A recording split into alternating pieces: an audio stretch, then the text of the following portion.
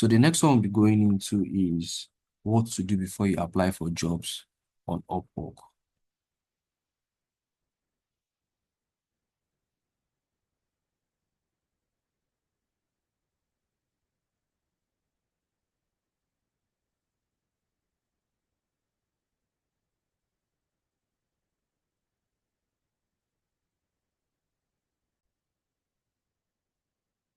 Now, one of the things I want you to know that is one of the major reasons why a lot of people are not getting jobs on Upwork is because there are things that they fail to do before applying for jobs on Upwork, and I'm going to be going through them right now. So, first of all, before applying for any job on Upwork, and I'm speaking based on my experience and what has actually worked for me, and also other people that I know who are on this platform. So, one of the things is before applying for any job on Upwork, make sure that the person's payment method is verified. So you get to this place, you see some certain there's some payment verified. You see here, payment verified. You could see here, payment verified. You could see here, payment verified. So make sure that the person's payment method is verified. And why this is important is that I've I've I've applied for a job on someone who payment is not verified, and I also got scammed by the person. What I mean, what this means is that this person did not verify their payments. Maybe they not insert their card on Upwork and all that, because before you start a contract with a client, you must, as a client, you must have paid, and your money enters like an escrow account. So that's how Upwork does. So I never knew like that's what's supposed to happen. I finished the work for the client and he ghosted me. But I went to his website and I saw my work being used for a Black Friday offer or Black Friday deal. So it's very, very important that you make sure that the payment method is verified. Don't just apply, read it and check. Now, the next thing you need to do also is um check how much this person has spent. Check how much the client has spent.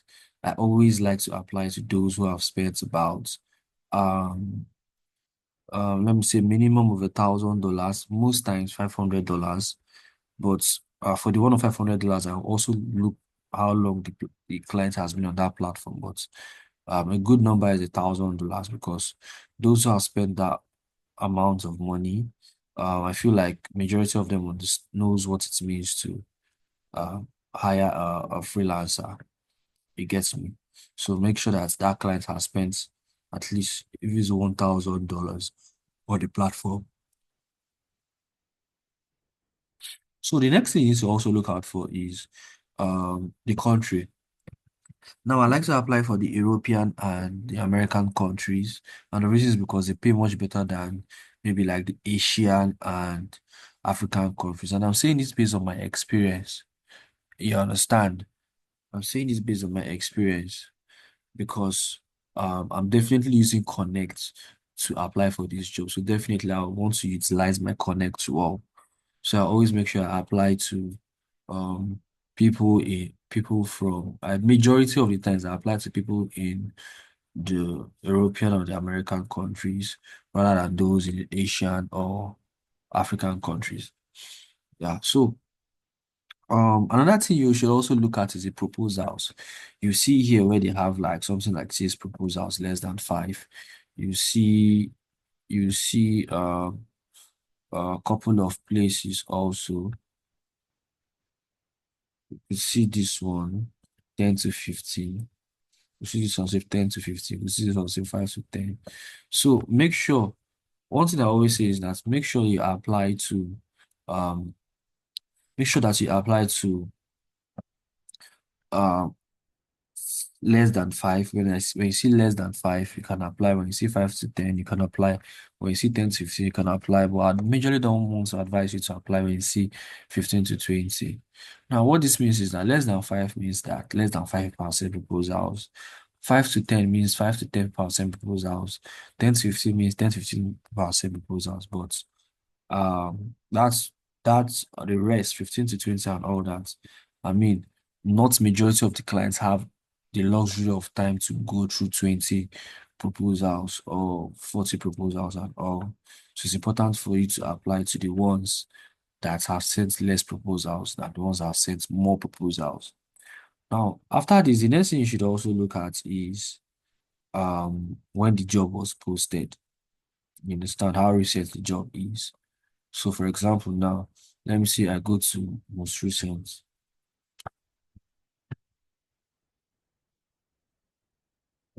You understand? So in the most recent, you get to see like earlier jobs or jobs like that I knew. So I like to apply when I see maybe 26 minutes ago, 20 minutes ago, 30 minutes ago, 40 minutes ago. But anything 1 hour and above, I don't like to apply. And one of the reasons is because either the client is not online to reply, or majority of uh freelancers have already applied for that job.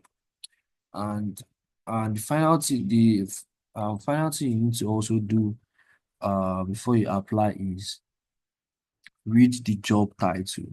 Read the job title and make sure that it's something that you're able to do, that is something that you're able to execute. Make sure that you read the job title. Okay. I guess that is all for this session.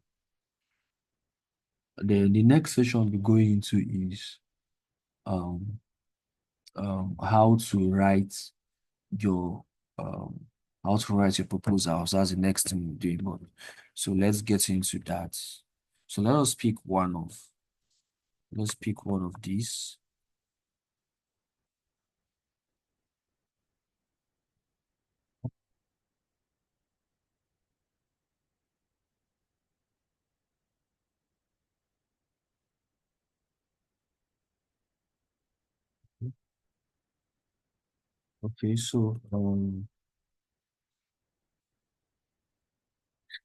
Okay, so let us pick this. It says LinkedIn management for ads, LinkedIn management and ad specialist for health, wellness, and digital marketing. So let us use this. Okay, 45 minutes. So you could see posted 45 minutes ago, less than five. Um, they have spent about $700. So let us click on this. So see one of the important thing that one of the things that I do advise is make sure that you read the job description. Make sure you read it. Always make sure you read the job description. It's very, very important for you to read the job description. Always make sure you read the job description before you apply. Now, person says, um, we are looking for LinkedIn management and ad specialists for health and wellness and digital marketing. We are looking for an experienced LinkedIn management. Okay, this person has a very long, let's see.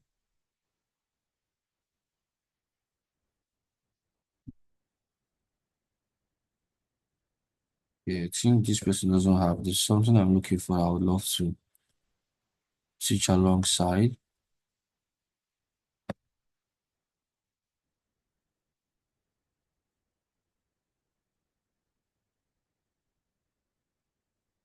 Okay, okay, so let's look at this one. Say digital marketing manager and brand strategies lead our healthcare growth. Say description: MVM Pain, Vein and Wellness is expanding its digital space. And we're seeking an experienced digital marketing manager and brand strategies to build our brand and attract new patients. The role requires a strategic thinker with a deep understanding of healthcare, marketing, branding, and digital advertising. The ideal candidates should be data-driven, creative, and experienced in multi-channel digital marketing.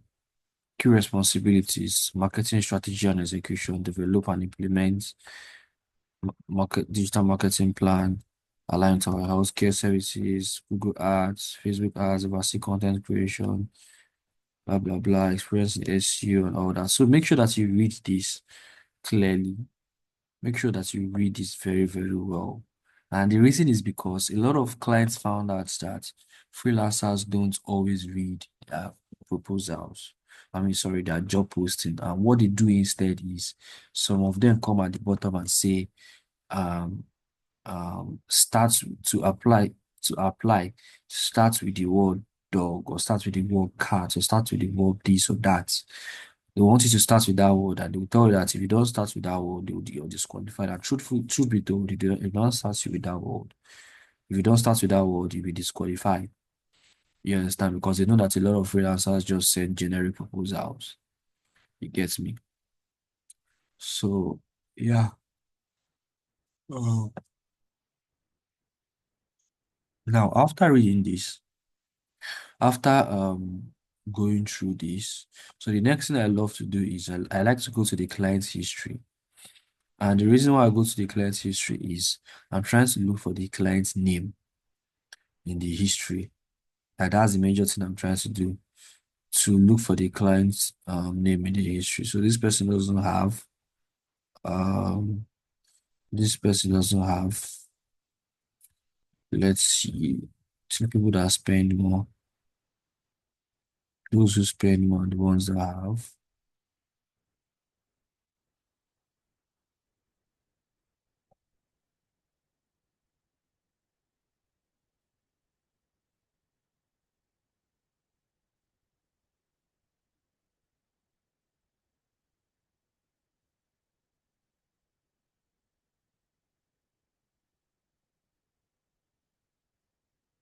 Okay, so you can see this person now spent omni-channel executive assistant slash marketing assistant. So let's click on this.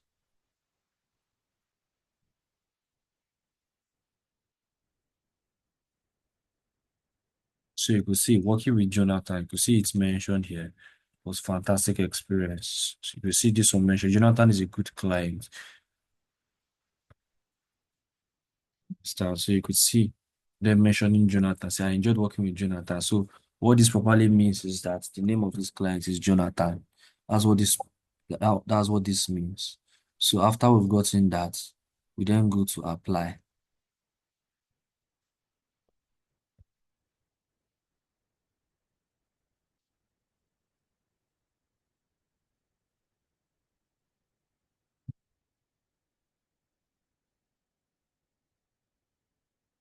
Okay. So um so before I apply, make sure you select the profile you're applying to. For example, uh, this is a digital marketing role or skill. So I switch to social media marketing. You understand? So make sure that you check, okay, what are you applying for? Then you match your profile with the job you're applying for. You understand? Before you apply. Then make sure you read it again. After reading it again. So where we have hourly rates, most times you see the client's budget. Use the client's maximum budget. Most times you see the clients, maybe you see the clients have 15 to 20, 15 to 75, use that 75. You could see 15 to 20, use that 20. You could see 15 to 15.5, use that 15.5. So what I'm trying to say is that always use the client's maximum budget. It gets me. So after that, how often do you want to rates increase? I always use never. Um, the cover letter, hello. I start with hello, then Jonathan, because hello, Jonathan, because Jonathan is what you saw there. You understand? So I say it like hello, Jonathan. Now, if you did not see the person name, put hello there. Now, what I'm saying this is that please never ever use dear sir or dear ma. Please don't use dear sir or dear ma. If you don't, if you did not see their name in the client's history, you can say hello there or hi there. Now, I want you to understand that when it comes to writing proposals, that your proposal should be very, very conversational. It should be like as if you're having a conversation with somebody. Number one. Number two, your cover letter, your proposal should address what the client is looking for. You understand? Now you could see here the client has already listed what they are looking for. You understand? I've given you like expo of what to like even talk about. So you highlight major things that have been spoken here. You understand? See here, they are mentioning CEO a couple of times, they're mentioning marketing a couple of times. So that is how you're going to add it. You're going to add it here. You're going to like reference it here. You understand? So you just make sure that you reference it and make sure that it's very conversational. I'm also going to touch more on that. Then once you're done writing, um, you add an attachment if you have any proof to show more. Then this particular one, profile highlight is maybe you want to attach your previous jobs you've done, your certificates or your portfolio. Maybe you want to attach it to it. So that is what you do with this. Then the boosted post. The boosted post is more like um maybe you want to rank first, second, third, or fourth, you boost it. And a post with high engagement, yeah, and a post that has sorry. So if you want to boost your proposal, sorry, you boost it, and your proposal appears at the top. I think and clients are much more able to kind of like see it, but it actually costs more connects to boost it. Majority of the time I don't really boost. Once I'm confident enough with what I wrote, and I've seen the timing that okay, it's less than 5 people that have applied, or just 5 to 10, you understand? I um sorry, let me take this out to this too. So I try as much as possible to like um apply early so I don't have to like spend so much on connect. You get to me, so I don't spend so much on connect. So but connecting when you boost it, I think it's much more preferable. Maybe you applied late, maybe when maybe like 10 to 15 people has applied, or 15 to 20, then you then boost it so that's for it to like stay ahead. So yeah, so once you're done, you can see here connect and all the set bid. You can set the bid, and then once you're done, you send it. So once you send it, it goes. Now, I'm going to be looking into proposal properly. Like, I'm going to be looking into my own proposals that I've written and how it has been able to like get me jobs. So